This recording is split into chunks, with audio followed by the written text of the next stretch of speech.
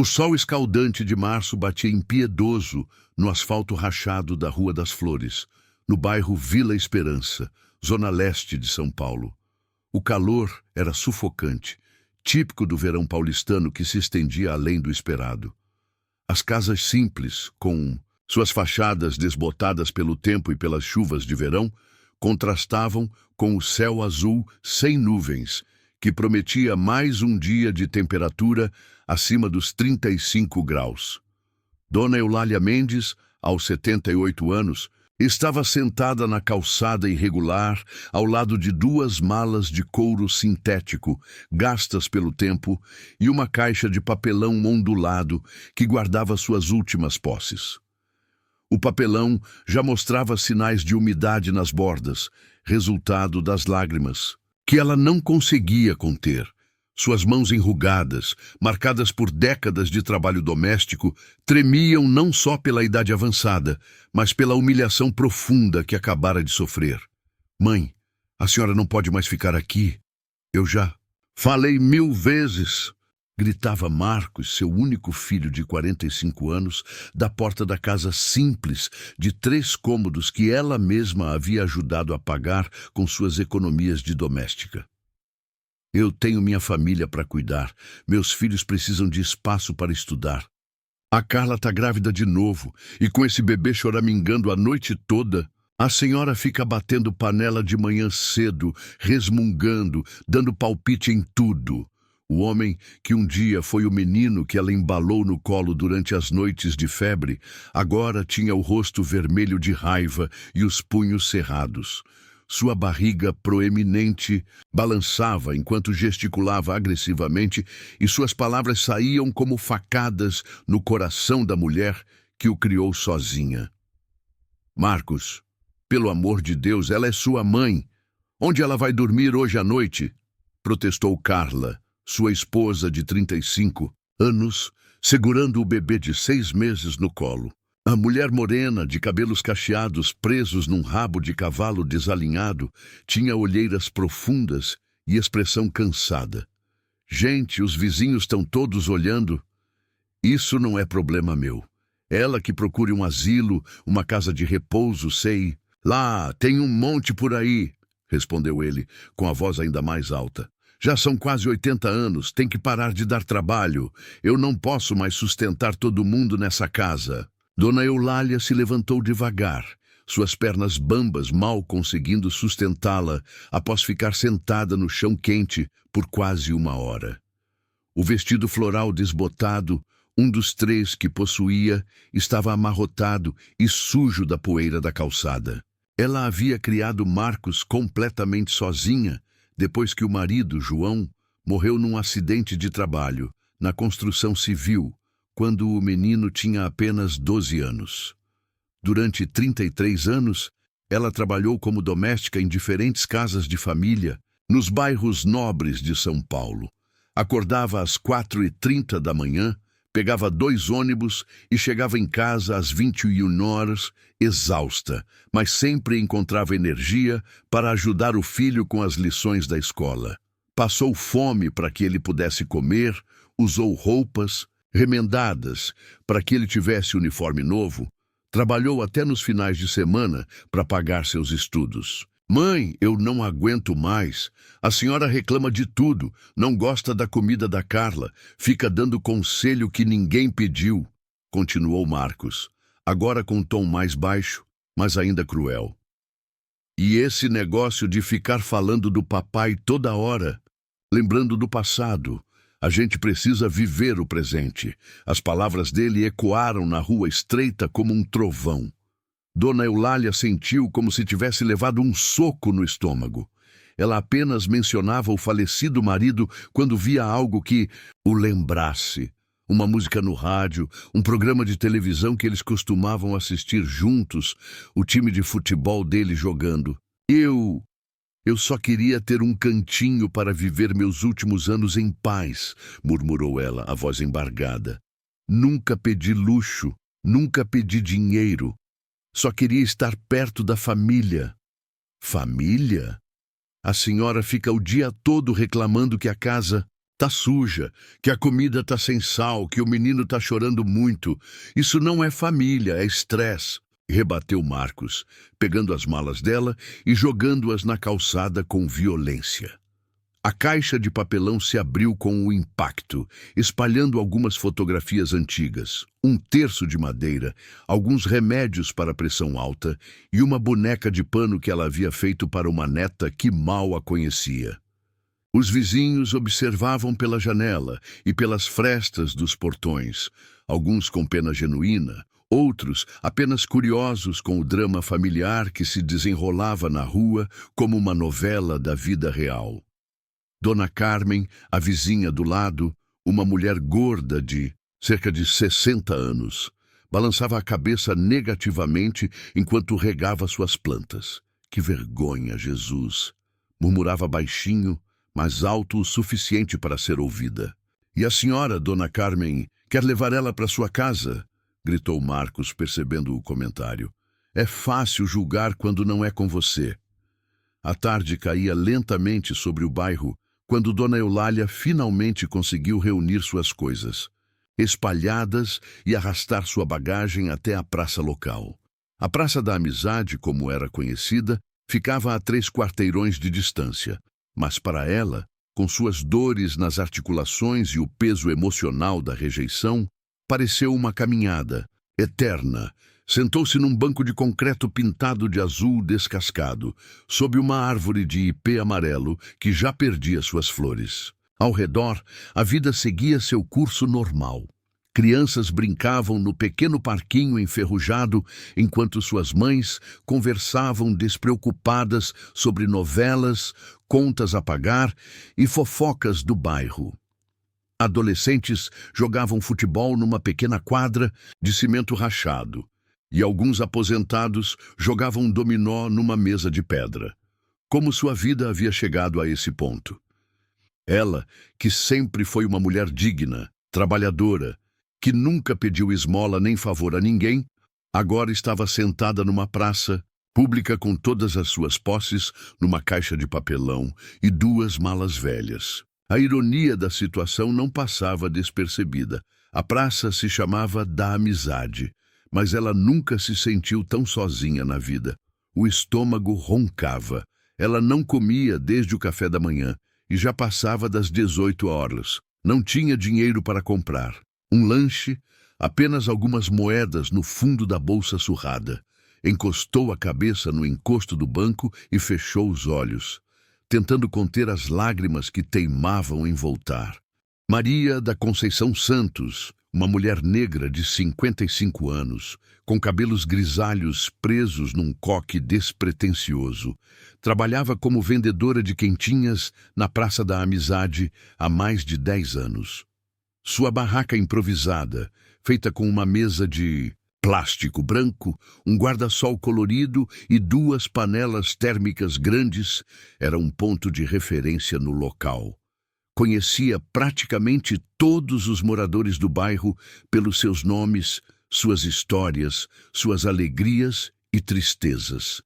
Havia presenciado crianças nascerem e crescerem, casamentos acontecerem, famílias se mudarem. Tinha uma memória privilegiada para rostos e uma sensibilidade especial para identificar quando alguém estava passando por dificuldades.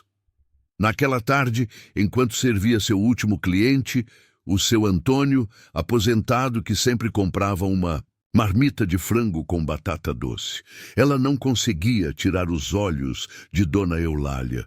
Havia presenciado toda a cena da expulsão, pois sua barraca ficava estrategicamente posicionada de onde se podia ver grande parte da rua. Seu Antônio, o senhor conhece aquela senhora ali do banco? Perguntou Maria, apontando discretamente com o queixo. Ah, aquela é a Dona Eulália, mãe do Marcos da esquina. Coitada, ouvi dizer que o filho botou ela para fora hoje. Que mundo é esse, hein, Maria? Filho fazendo isso com a própria mãe? Respondeu o idoso, balançando a cabeça com desaprovação. Maria, Terminou de organizar suas coisas, guardou o dinheiro do dia numa bolsa de pano que levava amarrada na cintura e preparou uma marmita especial. Colocou um pedaço generoso de frango assado, arroz bem temperado, feijão com bastante caldo, farofa e uma salada de tomate com cebola.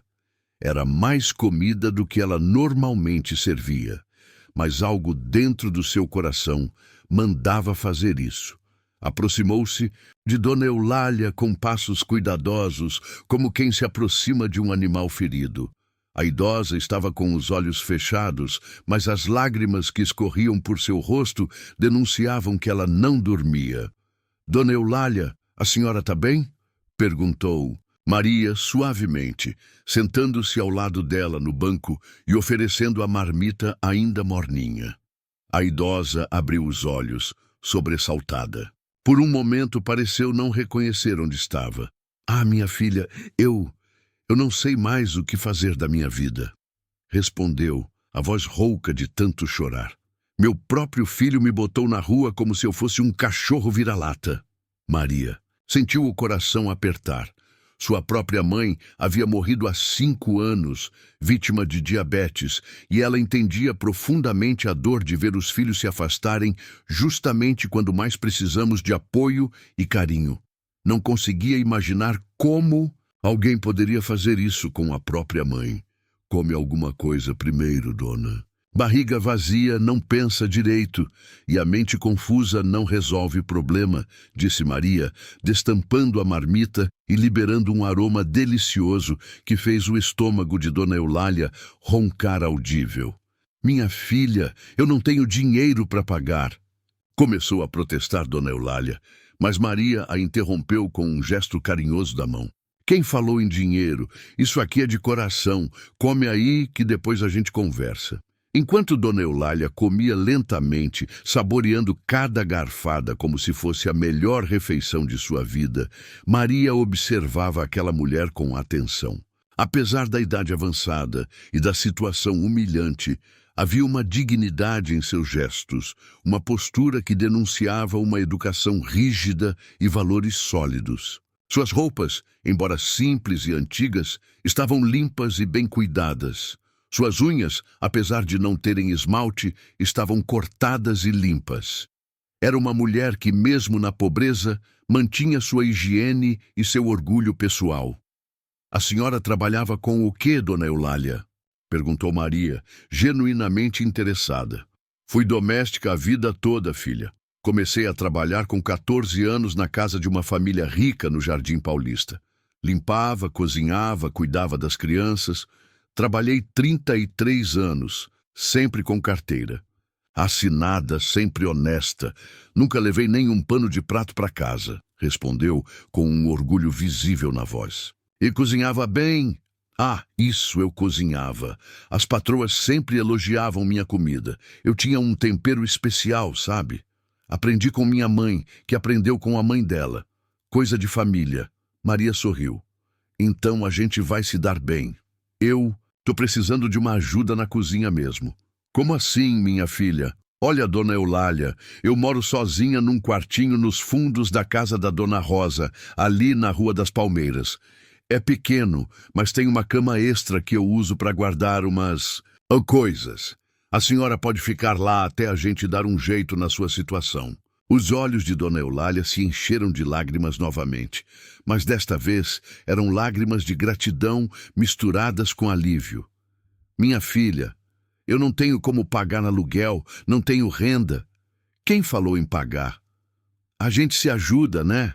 Amanhã a senhora me ajuda com as quentinhas, me ensina esses temperos especiais seus e tá tudo certo. Eu ganho uma ajudante experiente e a senhora ganha um teto e uma ocupação. Todo mundo sai ganhando. Dona Rosa, a proprietária da casa onde Maria morava, era uma viúva de 70 anos que havia perdido o marido no ano anterior. Quando Maria chegou com Dona Eulália naquela noite, explicou rapidamente a situação. Dona Rosa, que também havia passado por momentos difíceis na vida, não hesitou em aceitar. Claro que pode ficar, dona. Casa que tem lugar para uma pessoa, tem lugar para duas, e ainda por cima vai ter alguém para conversar comigo de manhã enquanto tomo meu café, disse Dona Rosa, sorrindo calorosamente.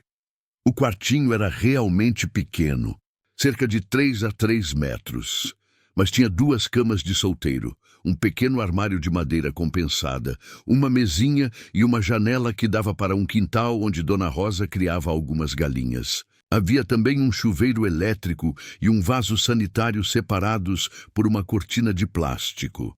Naquela noite, deitada numa cama estranha, mas acolhedora, entre lençóis limpos que cheiravam a amaciante e sob um teto que não era seu, mas que a protegia da chuva que começara a cair, Dona Eulália olhou para o teto de Eternite e sorriu pela primeira vez em meses. Às vezes, a bondade vem de onde menos esperamos, pensou ela, ouvindo o barulho suave da chuva lá fora e a respiração tranquila de Maria na cama ao lado. Pela primeira vez em muito tempo, sentia-se segura. 3 semanas se passaram desde que Dona Eulália se mudou para o pequeno quarto nos fundos da casa de Dona Rosa. A rotina simples e estruturada havia trazido uma nova energia para sua vida, algo que ela não sentia há muito tempo. Descobriu que ter um propósito, por mais simples que fosse, fazia toda a diferença em seu bem-estar físico e mental. Todas as manhãs, ela acordava às 5h30, meia hora antes do despertador de Maria. Tomava seu banho frio, que já não a incomodava. Tanto, vestia um dos aventais limpos que Dona Rosa havia lhe emprestado e começava o preparo das quentinhas do dia. Era uma rotina que a fazia sentir-se útil novamente. Dona Eulália, a senhora tem uma mão abençoada para tempero, elogiava Maria toda manhã, provando o feijão que a idosa havia preparado. Os clientes estão perguntando o que mudou na comida. O seu João da oficina disse que nunca comeu um feijão tão gostoso na vida.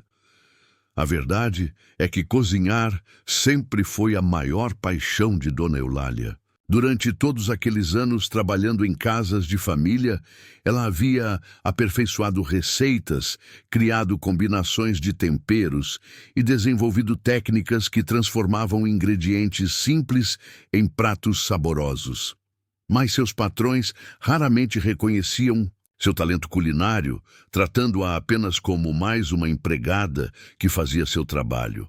Sabe, Maria, eu sempre quis ter meu próprio negócio, confessou ela numa manhã, enquanto cortava cebolas com uma técnica perfeita para o refogado que seria a base do arroz do dia. Mas nunca tive oportunidade, nem dinheiro, nem coragem, sei lá.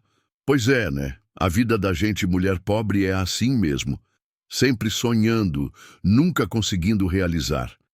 Mas olha só, a senhora está aqui realizando um pouquinho do sonho, né? Está cozinhando para um monte de gente que aprecia.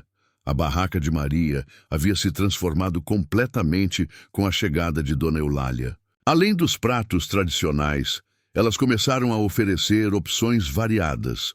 Segunda-feira era dia de feijoada completa. Terça-feira tinha estrogonofe de frango. Quarta-feira era dia de macarronada. Quinta-feira sempre tinha um prato de peixe. E sexta-feira era reservada para comida nordestina.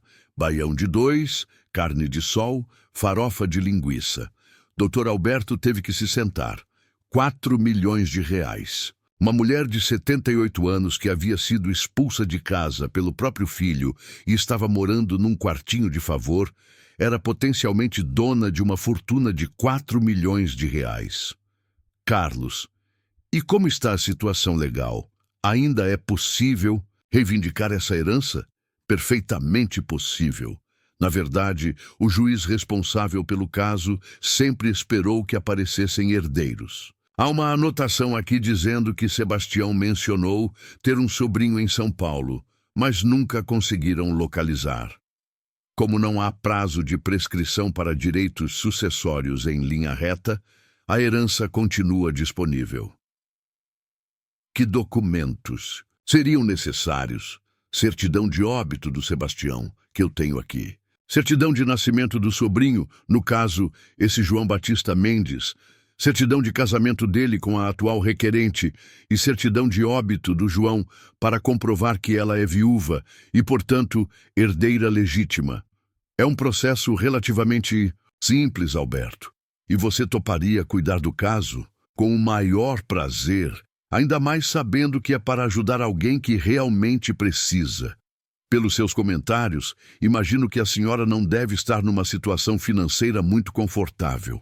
Dr. Alberto explicou rapidamente a situação de Dona Eulália, a expulsão de casa, a vida atual no quartinho de favor, o trabalho na barraca de quentinhas. Dr. Carlos ficou indignado com a história. Que ironia cruel da vida, não é? O filho expulsa a mãe, achando que ela é um peso financeiro, e ela é milionária sem saber. Vamos resolver isso rapidamente, Alberto. Essa senhora merece ter seus direitos reconhecidos. Naquela tarde, Dr. Alberto procurou Dona Eulália na praça com uma mistura de nervosismo e excitação. Como contar para uma pessoa que ela acabara de descobrir ser milionária? Como preparar alguém para uma mudança tão radical de vida? Dona Eulália, eu preciso falar com a senhora sobre uma coisa muito importante. A senhora tem todos aqueles documentos que mencionou? Certidão de casamento, certidão de nascimento do João? Tenho sim, doutor. Estão todos guardadinhos na minha caixinha. Por que tanta urgência? Porque eu tenho uma notícia que pode mudar completamente sua vida, Dona Eulália. Mas antes preciso ter certeza de que temos toda a documentação necessária. Ela o olhou com uma mistura de curiosidade e apreensão. Doutor, o senhor está me deixando nervosa. Que notícia é essa? Doutor Alberto respirou fundo. Dona Eulália, meu colega em Ribeirão Preto, encontrou o processo da herança do tio Sebastião. E, bem, a senhora é a herdeira legítima de uma fortuna considerável. Fortuna? Como assim, doutor? Dona Eulália, a senhora é dona de aproximadamente 4 milhões de reais. 4 milhões de reais? Dona Eulália repetiu em voz baixa, como se estivesse tentando fazer sentido das palavras que acabara de ouvir. Estava sentada na pequena mesa da cozinha de Dona Rosa, que havia oferecido sua casa para a conversa, importante que Dr. Alberto solicitara. O advogado aposentado havia trazido uma pasta com todos os documentos que Dr. Carlos havia enviado por correio expresso, cópias do processo de inventário, extratos bancários históricos, avaliação da fazenda e até mesmo algumas fotografias antigas da propriedade que constavam no arquivo judicial. Isso mesmo, Dona Eulália. 4 milhões de reais, talvez um pouco mais com os rendimentos acumulados ao longo desses 15 anos, confirmou o Dr. Alberto, espalhando os papéis sobre a mesa. Como viúva do sobrinho direto do Sebastião, a senhora é a única herdeira legítima de todo esse patrimônio. Maria, que havia sido chamada para presenciar a conversa e dar apoio emocional à amiga, estava com a boca literalmente aberta. Gente do céu, isso é verdade mesmo? Não é pegadinha, não é golpe? É absolutamente verdadeiro, Maria. Eu já conversei com meu colega Dr. Carlos, que está cuidando do caso em Ribeirão Preto. Ele é uma pessoa séria, advogado há 30 anos, e eu confio nele completamente, assegurou o Dr. Alberto. Dona Rosa, que havia preparado um café forte para a ocasião, balançava a cabeça incrédula. Jesus Maria José, Dona Eulália milionária. Quem diria, né? Dona Eulália ficou em silêncio por vários minutos, olhando fixamente para os documentos, espalhados na mesa como se eles fossem escritos em idioma estrangeiro. Suas mãos tremiam ligeiramente enquanto pegava uma das fotografias da fazenda, uma casa simples de tijolos aparentes, com um grande terreiro e algumas árvores frutíferas ao fundo. Eu me lembro dessa casa, murmurou ela, tocando a fotografia. Com delicadeza. O João me trouxe aqui uma vez, logo depois que casamos. O tio Sebastião estava bem ali nessa varanda, tomando chimarrão e olhando para a gente com desconfiança. E a senhora se lembra dele mencionando alguma coisa sobre dinheiro guardado? Perguntou o Dr. Alberto. Lembrar O João sempre dizia que o tio era meio paranoico, que não confiava em banco, que guardava dinheiro até dentro de latas de mantimento. Mas a gente achava que eram só manias de velho solitário, sabe? Nunca imaginamos que ele tivesse tanto dinheiro assim. Maria segurou a mão da amiga. Dona Eulália, a senhora tá bem? Tá muito pálida. Eu não sei como me sentir, menina. Aos 78 anos, depois de uma vida inteira de trabalho duro, de privações, de humilhações, descobrir que sou milionária. Ela pronunciou a última palavra como se fosse algo impossível de ser real. Dr. Alberto se inclinou para a frente, assumindo um tom mais profissional. Dona Eulália, claro que vai demorar alguns meses para todos os trâmites legais serem concluídos. Temos que comprovar oficialmente sua condição de herdeira, fazer o inventário completo dos bens, resolver algumas questões burocráticas. Mas o dinheiro está lá, esperando pela senhora. E se eu morrer antes de receber? Eu já estou velha, doutor. Não pense assim. A senhora tem muitos anos pela frente. E mesmo que acontecesse algo, o que Deus não permita, os direitos passariam para seus herdeiros legais. O Marcos, ela murmurou. E pela primeira vez desde o início da conversa, uma expressão de mágoa atravessou seu rosto. Maria apertou sua mão com mais força. Dona Eulália, a senhora não precisa contar nada para ele agora. Primeiro, a gente resolve tudo. Depois, a senhora decide o que fazer com sua vida e com seu dinheiro. Dr. Alberto concordou enfaticamente. Maria tem absoluta razão. Vamos cuidar, primeiro, de toda a documentação e do processo legal. Isso pode demorar de 4 a 6 meses. Durante esse tempo, a senhora pode pensar com calma sobre seus planos para o futuro. Mas, doutor Alberto, perguntou Dona Rosa, sempre prática, ela vai poder contar para alguém ou tem que ficar segredo? Pode contar para pessoas de confiança, claro. Mas eu recomendaria discrição até tudo estar oficialmente resolvido.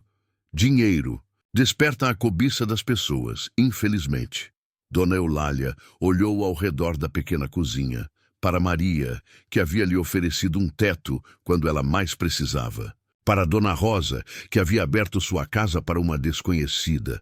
Para Dr. Alberto, que havia se interessado genuinamente por sua história e descoberto sua herança. Essas pessoas, que mal a conheciam, haviam feito mais por ela do que seu próprio Mumvilho.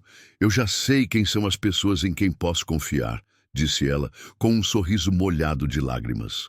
Naquela noite, deitada na mesma cama simples de sempre, no mesmo quartinho pequeno, mas agora sabendo que era dona de uma fortuna, Dona Eulália olhou para o teto e tentou processar a reviravolta inacreditável que sua vida havia tomado. A vida havia lhe pregado uma peça incrível. Justamente quando ela estava no fundo do poço, descobriu ser milionária. Mas mais do que o dinheiro, o que mais a emocionava era a possibilidade de finalmente ter controle sobre sua própria vida, de poder fazer escolhas, de não depender da boa vontade de ninguém. Aos 78 anos, estava prestes a experimentar uma liberdade que nunca havia conhecido. Um mês depois, numa tarde especialmente quente de abril, Dr. Alberto procurou Dona Eulália na barraca de quentinhas. O movimento estava mais fraco, devido ao calor intenso, e ele aproveitou a oportunidade para aprofundar uma conversa que vinha planejando há dias. Dona Eulália, posso fazer algumas perguntas sobre a família do seu falecido marido? É que sou advogado aposentado e certas coisas despertam minha curiosidade profissional. Ela parou de mexer no feijão e o olhou com atenção. Claro, doutor. Mas não sei se vou saber responder muita coisa. O João não gostava muito de falar da família dele. A senhora mencionou que ele tinha um tio em Ribeirão Preto, o Sebastião. Eles tinham contato? Pouco, muito pouco. O João dizia que o tio Sebastião era um homem muito reservado, meio esquisito. Não confiava em banco, não gostava de gente, vivia isolado na fazenda. Ela fez uma pausa, como se estivesse vasculhando a memória. Quando o João morreu, eu até tentei contato com ele, pensando que poderia ajudar com alguma coisa, sabe? Mas nunca consegui falar com o homem. E o que aconteceu com esse tio? Morreu há uns 15 anos, sozinho lá na fazenda. Como não tinha herdeiros diretos, ou pelo menos ninguém apareceu, a prefeitura tomou conta de tudo. Ou pelo menos foi o que me disseram na época. Dr. Alberto sentiu seu coração acelerar ligeiramente. Casos de herança não reclamada eram mais comuns do que as pessoas imaginavam, especialmente em famílias desunidas ou com pouco contato. A senhora chegou a ver algum documento sobre essa questão? Algum papel oficial? Dona Eulália levantou os olhos intrigada. Por que todas essas perguntas, doutor? Aconteceu alguma coisa? É que, bem, durante meus 40 anos como advogado, vi muitos casos em que heranças ficam perdidas por falta de documentação adequada ou porque os herdeiros legítimos não sabem de seus direitos. Se seu marido era sobrinho direto desse Sebastião, o João sempre falava que o tio tinha muito dinheiro guardado, que desconfiava de banco e guardava tudo em casa ou em contas que só ele sabia. Mas eu nunca acreditei muito nessas histórias. Achava que era conversa, sabe como é, né? Gente pobre sempre fica imaginando que tem parente rico em algum lugar. Mas ele chegou a mencionar detalhes? Onde exatamente ficava essa fazenda? Se o tio tinha outros negócios? Dona Eulália se concentrou, fazendo força para lembrar. A fazenda era pequena, perto de Ribeirão. O tio criava gado, poucos animais, vendia leite para os vizinhos. O João dizia que ele era muito economizador, que nunca gastava nada, que juntava a cada centavo. Ela fez uma pausa. Falava também que o tio não tinha confiança em ninguém, que guardava dinheiro até dentro de potes de mantimento. E vocês chegaram a visitar essa fazenda alguma vez? Uma só vez, logo depois que casamos. Foi uma visita estranha. O tio mal falou com a gente, ofereceu um café aguado e ficou o tempo todo desconfiado, como se achasse que estávamos interessados no dinheiro dele.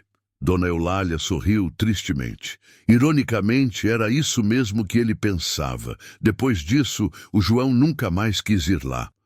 Dr. Alberto fez algumas anotações mentais importantes. Sebastião Mendes, fazendeiro em Ribeirão Preto, sem herdeiros diretos, falecido há aproximadamente 15 anos, possivelmente com patrimônio significativo. João Batista Mendes, sobrinho direto, falecido há muito tempo, deixando viúva. Dona Eulália, que seria a herdeira legítima. Dona Eulália, a senhora tem a certidão de casamento com o João? Tenho sim, doutor.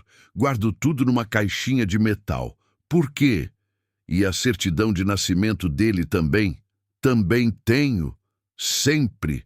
Guardei todos os documentos importantes direitinho. Aprendi isso com minha mãe. Ela dizia que papel é a prova da nossa vida. Dr. Alberto respirou fundo. Sua experiência jurídica estava soando todos os alarmes. Havia uma possibilidade real de que Dona Eulália fosse herdeira de uma fortuna, que estava esquecida há 15 anos nos cofres da justiça. Dona Eulália, eu preciso fazer uma investigação discreta sobre esse caso. A senhora me autoriza? Investigação? Do que, doutor?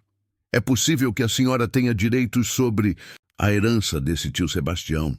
Como viúva do sobrinho direto dele, a senhora seria a herdeira legítima, caso ele realmente tenha morrido sem testamento e sem outros parentes próximos. Dona Eulália ficou em silêncio por alguns segundos, processando a informação. Doutor, o senhor acha mesmo que pode ter sobrado alguma coisa? Depois de tantos anos, é exatamente por terem passado tantos anos que pode ter sobrado muito. Heranças não reclamadas ficam sob custódia da justiça, rendendo juros, esperando os herdeiros legítimos aparecerem, e não há prazo de prescrição para esse tipo de direito. Naquela noite, Dr. Alberto não conseguiu dormir pensando na história de Dona Eulália. Sua experiência lhe dizia que havia algo substancial ali que valia a pena investigar. No dia seguinte, começaria a fazer algumas ligações para antigos colegas em Ribeirão Preto. Na manhã seguinte, uma sexta-feira ensolarada de maio, Dr. Alberto acordou com uma energia que não sentia há meses. Havia algo na história de Dona Eulália que despertara seu instinto investigativo, adormecido desde a aposentadoria. Após o café da manhã, ligou para Dr. Carlos Eduardo Nascimento, um antigo colega que ainda atuava em Ribeirão Preto e tinha acesso aos arquivos da comarca. Carlos, aqui é o Alberto Silva de São Paulo. Como vai, velho amigo? Alberto, que surpresa! Boa, como está a aposentadoria? Aproveitando para descansar. Olha, na verdade estou ligando por causa de um caso que pode interessar você. Preciso de uma informação sobre uma herança antiga aí de Ribeirão. Um tal de Sebastião Mendes, que morreu há uns 15 anos. Sebastião Mendes. O nome é familiar. Deixa eu dar uma olhada nos arquivos. Pode ser que eu tenha alguma coisa. Dr. Alberto esperou ansiosamente por 3 dias até Carlos ligar de volta. Quando o telefone tocou na segunda-feira de manhã, ele atendeu no primeiro toque. Alberto, você tem sorte de eu ainda guardar os arquivos antigos organizados por década, disse Dr. Carlos, claramente animado. Encontrei o processo de Sebastião Mendes. Rapaz, você não vai acreditar no que descobri. Fala logo, Carlos. A curiosidade está me matando. Sebastião Mendes realmente morreu sem testamento há exatos 15 anos e meio. A prefeitura assumiu temporariamente os bens por falta de herdeiros identificados, como era padrão na época. Mas, Alberto, o patrimônio dele era muito mais substancial do que qualquer um imaginava. Dr. Alberto sentiu o coração acelerar. Quanto mais substancial, uma fazenda de 50 hectares completamente quitada, avaliada na época em aproximadamente R$800 mil. Mas, principalmente... Espera aí, deixa eu ler direito. 2 contas correntes diferentes, uma conta poupança e ainda uma conta no Banco do Brasil com quase R$3 milhões depositados. Dr. Alberto quase derrubou o telefone. R$3 milhões? R$2.700.000 para ser exato. O velho era realmente muito economizador. Pelos extratos que constam no processo, ele trabalhava com gado leiteiro, vendia queijo artesanal, tinha algumas aplicações financeiras conservadoras e, o mais impressionante, nunca gastava quase nada. Vivia como se fosse pobre, mas acumulava cada centavo. E esse dinheiro está onde agora? Está em conta judicial, Alberto, rendendo juros há 15 anos e meio. Com a correção monetária e os rendimentos, deve estar perto de 4 milhões hoje em dia. Talvez um pouco mais, doutor Alberto. 6 meses e 2 semanas depois, numa manhã ensolarada e fresca de setembro, daquelas que fazem São Paulo parecer uma cidade diferente, Dr. Alberto chegou à Praça da Amizade com um sorriso radiante no rosto e uma pasta de couro nas mãos. Havia ligado na noite anterior para Dona Eulália, pedindo que ela, Maria e Dona Rosa estivessem presentes para uma conversa muito importante. O processo havia sido concluído na semana anterior. Todos os documentos haviam sido aprovados. Todas as questões burocráticas resolvidas e os R$4,2 milhões, valor final após correções e rendimentos, estavam oficialmente liberados e à disposição de Dona Eulália Mendes. Dona Eulália, chegou o grande dia, anunciou ele, mal conseguindo conter a emoção. Tudo resolvido, tudo aprovado. A senhora é oficialmente milionária. As 3 mulheres estavam sentadas num dos bancos da praça, o mesmo onde Dona Eulália havia passado sua primeira noite como moradora de rua. A ironia da situação não passou despercebida por nenhuma delas. Dona Eulália, agora com quase 79 anos, havia se transformado notavelmente durante esses meses de espera. Não apenas fisicamente, havia ganhado peso, seus cabelos estavam bem, Cuidados, suas roupas eram novas, mas principalmente em sua postura e autoconfiança. Trabalhando na barraca de quentinhas, sendo valorizada por seus talentos culinários, tendo um propósito e pessoas que a respeitavam, ela havia redescoberto sua própria dignidade. Doutor, eu já pensei muito bem em tudo o que vou fazer, disse. Ela, com uma determinação que impressionou até mesmo o Dr. Alberto. Primeiro, vou comprar uma casa boa para mim e para a Maria. Ela me acolheu quando ninguém mais quis saber de mim, me deu não só um teto, mas uma família. Dona Eulália, a senhora não precisa, começou a protestar Maria, como havia feito centenas de vezes durante os últimos meses. Preciso sim, filha. Você me salvou quando eu mais precisava. Agora é minha vez de retribuir. E não é só generosidade, não. É inteligência. Eu preciso de alguém em quem confio do meu lado. E você é a pessoa mais honesta que eu conheço. Dr. Alberto sorriu. Durante esses meses de convivência, havia observado como Dona Eulália pensava de forma prática e estratégica. A idade e a experiência haviam lhe dado uma sabedoria que muitos jovens não possuíam. E depois da casa? Depois, vou realizar meu sonho de 60 anos. Vou montar um restaurante de verdade. Aquele terreno vazio na esquina da praça está à venda. Já me informei. Sempre sonhei em ter meu próprio negócio. E agora vou ter. Um lugar bonito, bem feito, onde as pessoas possam comer comida de verdade, feita com carinho. Dona Rosa bateu palmas. Que maravilha! E vai ser bem aqui no bairro, pertinho de tudo. Exato. Quero que seja um lugar para a comunidade. Comida boa, preço justo, ambiente familiar. Não quero sair daqui do bairro. Essas pessoas me acolheram quando eu precisava e eu quero continuar fazendo parte dessa comunidade. Dr. Alberto ficou impressionado com a maturidade dos planos dela. E quanto ao Marcos, Dona Eulália, a senhora já decidiu o que vai fazer? O rosto de Dona Eulália ficou sério por um momento. Marcos havia aparecido na praça 2 semanas antes, depois que alguns vizinhos comentaram sobre as mudanças na vida de sua mãe. Ele havia tentado se aproximar, meio sem jeito, perguntando se ela estava bem, se precisava de alguma coisa. Ah, o Marcos. Ele vai saber da herança, claro. Sou mãe dele e mãe não nega filho. Mas ele vai ter que entender uma coisa. Respeito se conquista, não se herda. Se ele quiser fazer parte da minha nova vida, vai ter que vir como filho de verdade, não como interesseiro. E se ele vier interessado só no dinheiro, aí ele vai descobrir que a mãe dele aprendeu muito durante esses meses. Dinheiro eu tenho agora, mas dignidade eu sempre tive. E dignidade não se negocia. 3 meses depois, o restaurante Sabor da Vovó estava funcionando a todo vapor na esquina da Praça da Amizade.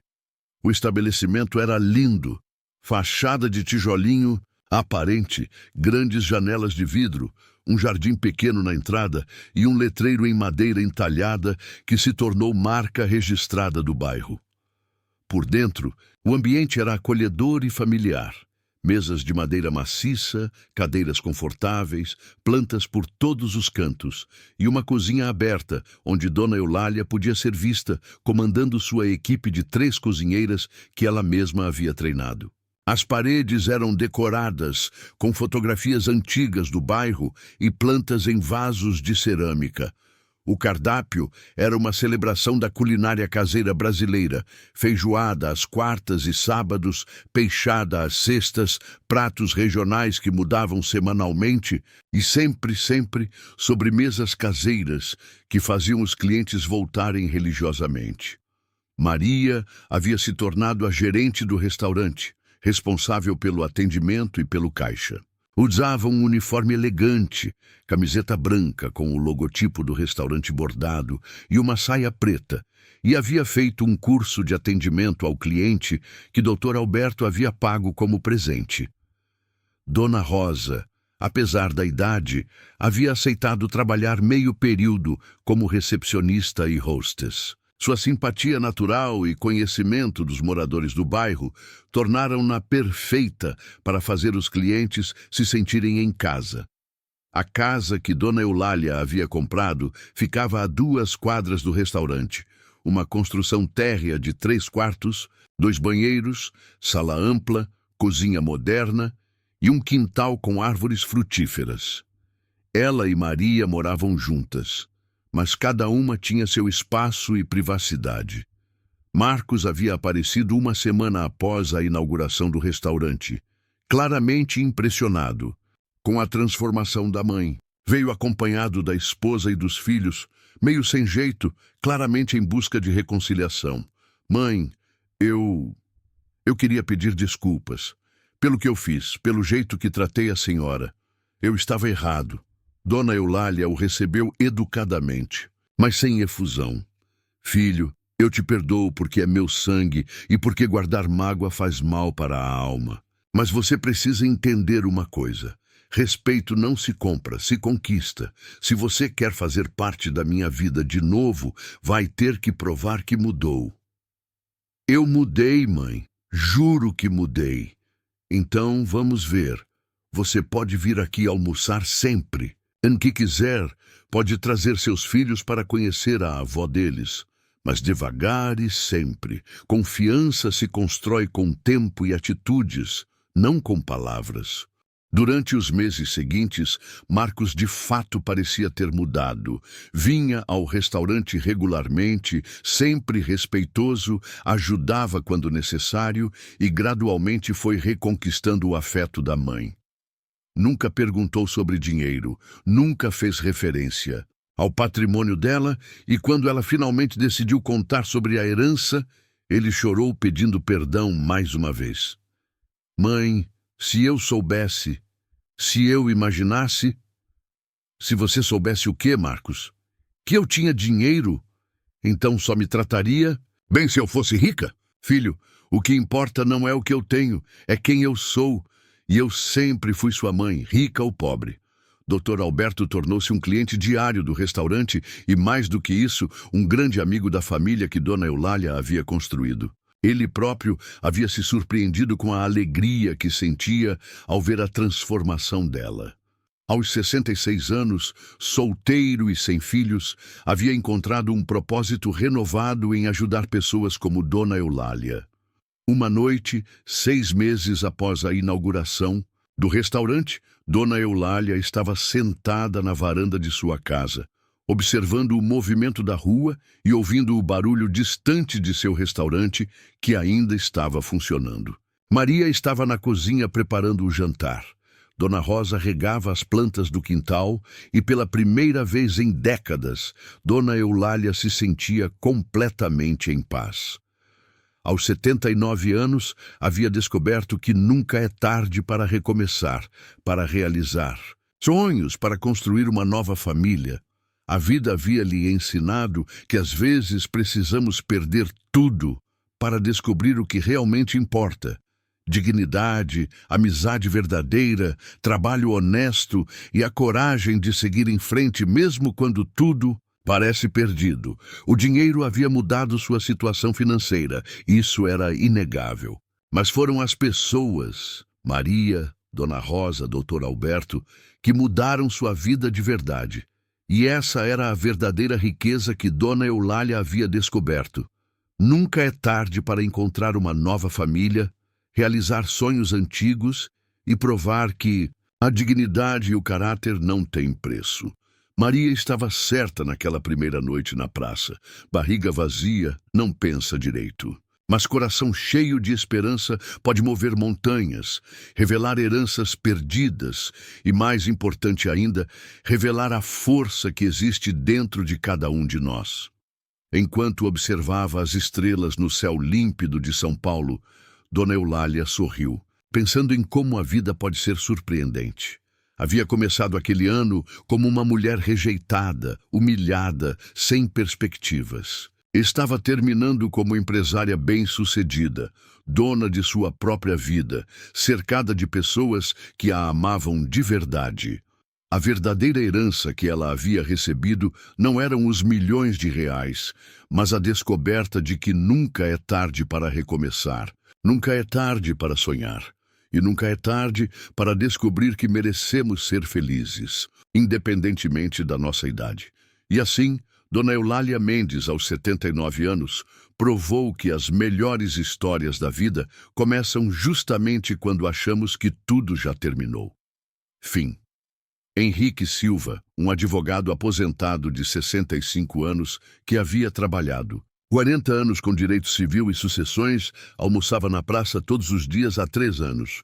Viúvo, sem filhos, havia desenvolvido o hábito de fazer uma caminhada matinal até a praça, comprar sua marmita com Maria e comer num dos bancos enquanto observava o movimento do bairro. Homem metódico e observador, ele havia notado imediatamente a mudança radical na qualidade da comida. O feijão estava sempre no ponto certo, o arroz soltinho e bem temperado, as carnes macias e saborosas. Curioso por natureza, aproximou-se da barraca numa tarde menos movimentada. Com licença, vocês mudaram a receita dos pratos? Está excepcional, disse ele, ajeitando os óculos de grau e sorrindo educadamente. É a Dona Eulália aqui que está me ajudando, respondeu Maria orgulhosa, apontando para a idosa que organizava as panelas. Ela cozinha que é uma maravilha, doutor. Doutor Alberto observou Dona Eulália com interesse profissional. Seus anos de advocacia haviam lhe ensinado a ler pessoas, e havia algo nos olhos daquela mulher que despertou sua curiosidade. Apesar da idade avançada e das roupas simples, ela tinha uma postura digna, movimentos precisos e um olhar inteligente. A senhora sempre morou aqui no bairro, Dona Eulália Mendes, doutor. Não, eu vim para cá faz pouco tempo. Meu filho... Bem, digamos que ele achou melhor eu morar sozinha, respondeu ela, sem amargura na voz, apenas uma tristeza contida. O advogado compreendeu a situação imediatamente. Durante seus 40 anos de carreira, havia lidado com centenas de casos envolvendo famílias, heranças, abandonos e conflitos entre parentes.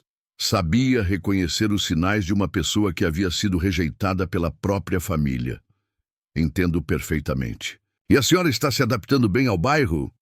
Tô sim, graças a Deus e à bondade da Maria aqui. Ela me deu uma oportunidade quando ninguém mais queria saber de mim. Dr. Alberto terminou seu almoço pensativo. Havia algo especial naquela mulher, uma dignidade natural que contrastava fortemente com sua situação atual. Decidiu que voltaria no dia seguinte para conversar mais.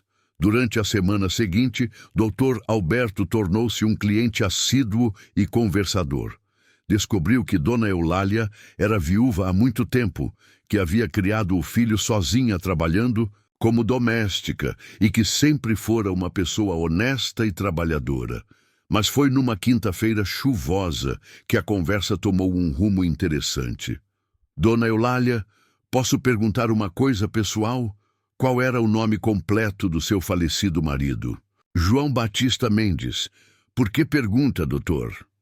Só curiosidade profissional. Ele era daqui de São Paulo mesmo? Não, era do interior. Ribeirão Preto. Veio para São Paulo trabalhar na construção civil quando era jovem. Foi onde a gente se conheceu numa festa de igreja. Dr. Alberto fez uma anotação mental. Ribeirão Preto, interior, família Mendes. E ele tinha parentes por lá? Tinha um tio, irmão do pai dele, Sebastião Mendes. Homem muito esquisito, vivia sozinho numa fazenda pequena. O advogado sentiu um pequeno arrepio de intuição, aquele mesmo instinto que o havia ajudado em tantos casos complexos durante sua carreira.